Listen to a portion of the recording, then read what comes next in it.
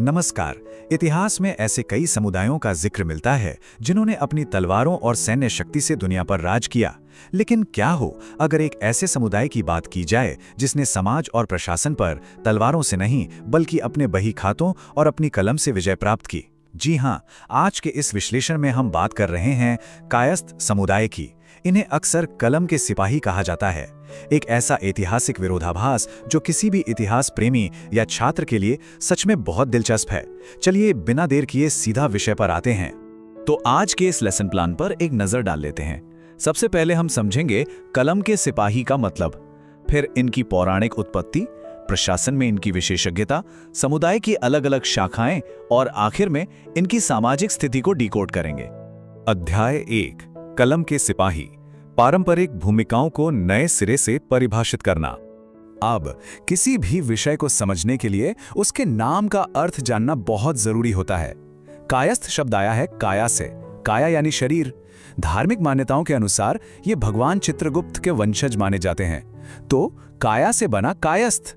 इस उत्पत्ति के सिद्धांत को याद रखने का ये एक बहुत ही सीधा और आसान भाषाई सूत्र है। और ये तुलना देखिए, ये सच में कमाल की है। एक तरफ हैं शस्त्र या हथियार जो पारंपरिक रूप से क्षत्रिय योद्धाओं की पहचान होते हैं, और दूसरी तरफ है कलम जिसे कायस्थ समुदाय ने अपना मुख्य हथियार बनाया। ध्यान देने वाली बात यह है कि ऐतिहासिक और धार्मिक रूप से ये खुद को क्षत्रिय मानते हैं, लेकिन इन्होंने अपना प्रभाव युद्ध के मैदान में खून बहाकर नहीं बल्कि दरबारों में अपनी कलम की ताकत से स्थापित किया। है ना एकदम अलग बात। अध्याय 2, पौराणिक उत्पत्ति, भगवान चित्रगुप्त की रचना। चलिए इस पौराणिक कथा को स्टेप बाय स्टेप समझते हैं। मान्यता है कि सबसे पहले सृष्टि के रचयिता भगवान ब्रह्मा जी ने अपनी काया यानी अपने पूरे शरीर की अस्थियों से भगवान चित्रगुप्त जी की रचना की, और फिर दूसरे चरण में क्योंकि उनकी उत्पत्ति सीधे ब्रह्मा जी की काया से हुई थी, भगवान चित्रगुप्त के वंशज कायस्थ कहलाए। तो ब्रह्मा जी के शरीर और इस समुदाय के नाम के बीच का ये सीधा कनेक्शन यहाँ बिल्कुल साफ हो जाता है। अध्याय 3, प्रशासन में विशेषज्ञता, बहीखाते और दवात पर महारत। अब इस सांस्कृतिक प्रथा को देखिए। ये व्यक्तिगत रूप से बहुत दिलचस्प लगती है। क्षत्रिय समुदायों में आमतौर पर शस्त्र पूजा का विधान होता है, राइट? लेकिन यहाँ हथियारों की जगह कलम दवात यानी पेन और इंकवेल की पूजा की जाती है।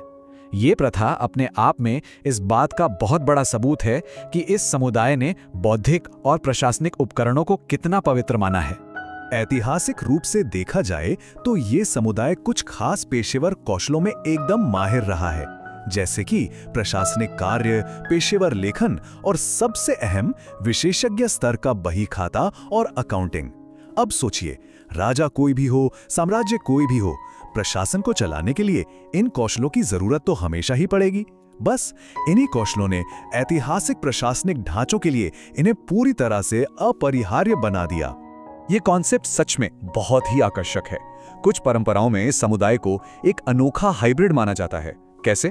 देखिए, एक तरफ विद्या या ज्ञान है जो पारंपरिक रूप से ब्राह्मण वर्ग से जुड़ा गुण है, और दूसरी तरफ है वीरता या साहस जो क्षत्रिय वर्ग का प्रतीक है।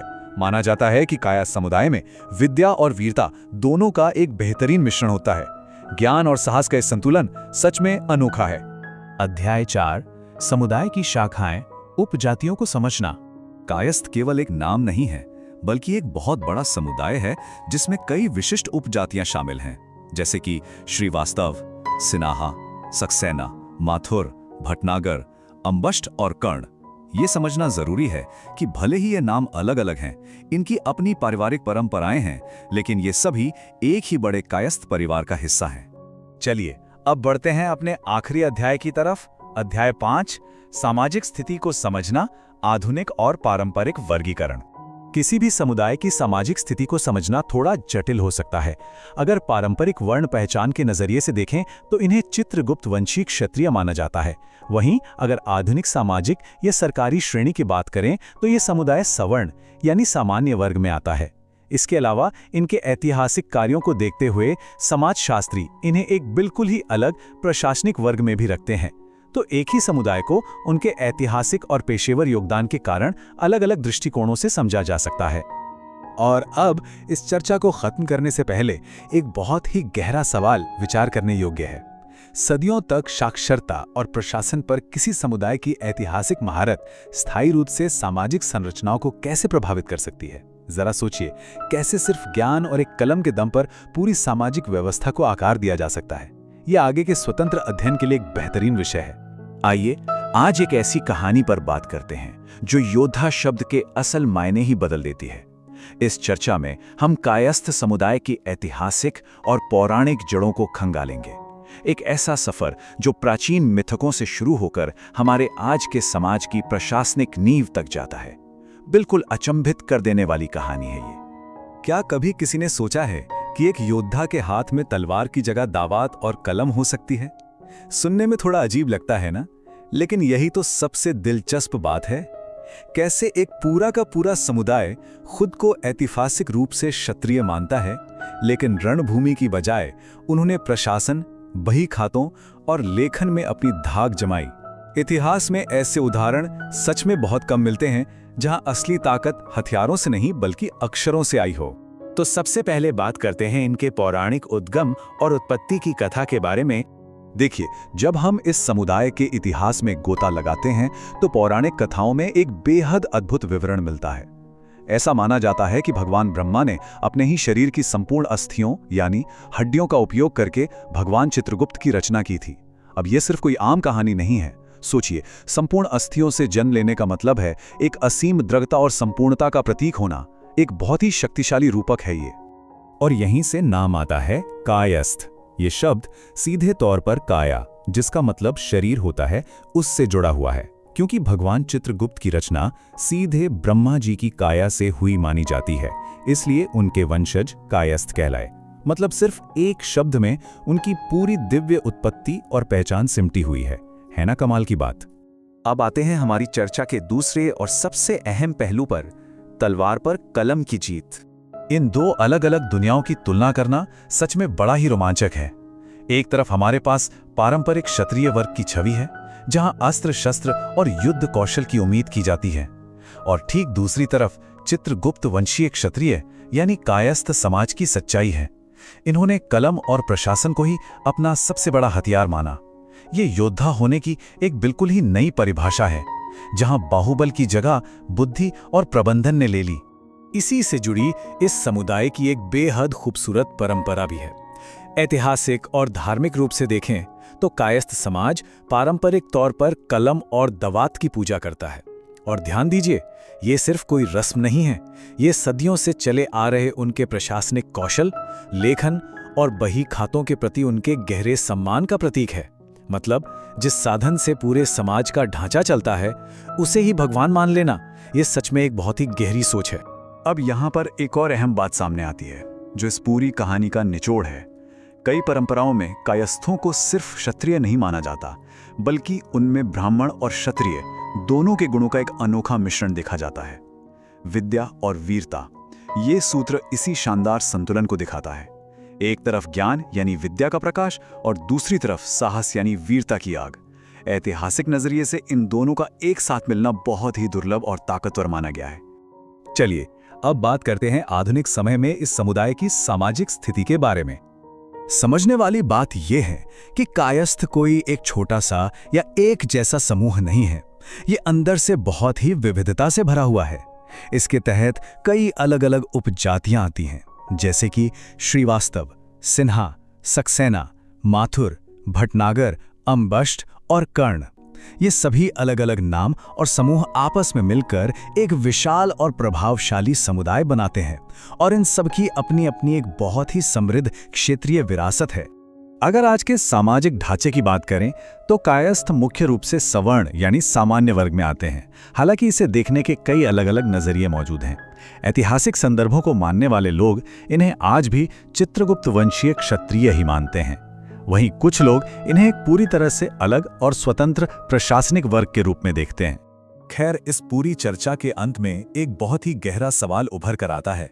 इतिहास की वो तमाम किताबें जिनके बारे में कहा जाता है कि वो तलवार की धार से लिखी गईं, क्या वाकई में ऐसा है, या फिर हमारी सभ्यता और समाज का एक बहुत बड़ा हिस्सा असल में कलम की ताकत से बनाया गया था? कायस्थ समुदाय का यह सफर इसी बात का सबसे बड़ा सबूत है कि इतिहास और सत्ता की असली नींव हमेशा युद्ध के मैदानों में नहीं रखी जाती। कई बार वो दस्तावेजों, ज्ञान और प्रशासनिक कक्षों में तैयार होती है। आज के इस विश्लेषण में सीधे मुख्य मुद्दे पर आते हैं। इतिहास की किताबों में योद्धा शब्द पढ़ते ही मन में सबसे पहले क्या आता है? शायद तलवारें, ढालें और जंग का मैदान। लेकिन जरा कल्पना करें, क्या कोई योद्धा बिना किसी हथियार के भी हो सकता है? बिल्कुल, ऐसे योद्धा जिन्होंने किसी सेना का नेतृत्व नहीं किया, बल्कि अपनी तेज बुद्धि और अपनी कलम की ताकत से पूरी शासन व्यवस्था को चलाया। आज हम कुछ बेहद दिलचस्प ऐतिहासिक स्रोतों को खंगाल रहे हैं जो कायस्थ समाज के ऐतिहासिक और बौद्धिक सफर को सामने लाते हैं। यह एक ऐसा अनोखा विरोधाभास है जहां युद्ध का मैदान हथियारों से नहीं, बल्कि ज्ञान, बेहतरीन रणनीति और अचूक प्रशासनिक कौशल से जीता गया। इस विरोधाभास को अगर गहराई से समझना हो तो प्राचीन और मध्यकालीन भारत की सामाजिक संरचना को देखना होगा। एक तरफ वो पारंपरिक क्षत्रिय वर्ग था जिनकी पहचान पूरी तरह से अस्त्र शस्त्र और बाहुबल से थी। बेशक साम्राज्य तलवारों के दम पर जीते जाते थे, लेकिन उन्हें लंबे समय तक चलाए रखने के लिए क्या चाहिए? नीतियां, हिसाब किताब और एक बहुत ही मजबूत प्रशासन। और यहीं पर एक बिल्कुल अलग वर्ग उभरकर सामने आता है। इस समुदाय ने पारंपरिक युद्ध के बजाय कलम, दवात और प्रशासनिक कार्यों को ही अपना असली रणक्षेत्र बना लिया। सचमुच ऐतिहासिक रूप से इन्होंने कलम दवात को ही अपना सर्वोच्च अस्त्र माना। जब बाकी दुनिया तलवारों से फैसले कर रही थी, तब ये वर्ग शाही फरमानों, राजस्व और कूटनीतिक दस्तावेजों के जरिए सत्ता की असली धुरी बन रहा था। अब इनकी उत्पत्ति की जो पौराणिक कथा है ना, वो भी इनके इतिहास जितनी ही रहस्यमयी और दिलचस्प है। मान्यताओं के अनुसार जब भगवान ब्रह्मा जी ने सृष्टि की रचना की तो उन्हें एक ऐसे विशेष देव की जरूरत महसूस हुई जो जीवों के कर्मों का सटीक लेखा जोखा रख सके। कहा जाता है कि ब्रह्मा जी ने अपने ही शरीर यानी अपनी पूरी काया के अंशों और अस्थियों को मिलाकर एक अत्यंत तेजस्वी स्वरूप की रचना की। इस तरह भगवान चित्रगुप्त जी प्रकट हुए, जिन्हें ब्रह्मांड का पहला न्यायाधीश माना गया। और क्योंकि उनके वंशज सीधे ब्रह्मा जी की काया से उत्पन्न हुए थे, इसलिए इस वंशावली को कायस्थ कहा गया। यह सिर्फ एक कहानी नहीं है, बल्कि यह स्पष्ट रूप से दिखाती है कि कैसे प्राचीन काल से ही इस समुदाय का नाम न्याय, बुद्धिमत्ता और रिकॉर्ड कीपिंग से जुड़ गया था। अब यहाँ पर जो बात सबसे ज्यादा ध्यान खींचती है वो ये है कि ऐतिहासिक और सामाजिक दृष्टि से ये समुदाय एक बहुत ही दुर्लभ मिश्रण है। आमतौर पर पुरानी व्यवस्था में ज्ञान और विद्या का क्षेत्र ब्राह्मणों का माना जाता था और शौर्य तथा प्रशासन का क्षेत्र क्षत्रियों का। लेकिन कायस्थ समाज इन दोनों ही विशेषताओं का एक एकदम परफेक्ट संगम है। मतलब इनमें ब्राह्मणों जैसा विद्या के प्रति गहरा समर्पण भी दिखता है और क्षत्रियों जैसी निडरता और प्रशासनिक दृढ़ता भी। विद्या और वीरता का ऐसा अनोखा संतुलन समाज में कहीं और शायद ही देखने को मिले। मुगल काल से लेकर ब्रिटिश राज तक हर बड़े साम्राज्य ने इनकी इसी अनूठी क्षमता को पहचाना और इन्हें राजकाज के सबसे ऊंचे और संवेदनशील पदों पर बिठाया। खैर, अब आते हैं इस विश्लेषण के एक बहुत ही जरूरी और दिलचस्प पहलू पर, इनकी भौगोलिक विविधता। आज के समय में श्रीवास्तव, सिन्हा, सक्सेना, माथुर, भटनागर, अंबष्ट और कर्ण, ये सारे उपनाम बहुत ही परिचित लगते हैं। पहली नजर में ये बिल्कुल अलग अलग समूह या परिवार लग सकते हैं, लेकिन असल में ये सभी उसी एक चित्रगुप्त वंशीय विरासत की ही अलग अलग शाखाएं हैं। तो मन में ये सवाल उठना लाजमी है कि एक ही वंश इतने सारे उपसमूहों में कैसे बंट गया। इसका सीधा सा जवाब है भूगोल और प्रशासन की जरूरतें। जैसे जैसे नए साम्राज्य फैले, राजाओं को राजकाज संभालने के लिए पढ़े लिखे प्रशासकों की जरूरत पड़ी। इसके चलते इस समुदाय के लोग उत्तर प्रदेश, बिहार, बंगाल, राजस्थान से लेकर मध्य भारत तक अलग अलग जगहों पर प्रवास कर गए और जिस क्षेत्र में वे बसे, जो विशेष प्रशासनिक जिम्मेदारियां उन्होंने संभाली, उसी आधार पर समय के साथ ये अलग अलग उपसमूह बन गए। यानी बाहरी विविधता चाहे जितनी हो, इन सब की जड़ें और बौद्धिक विरासत बिल्कुल एक हैं।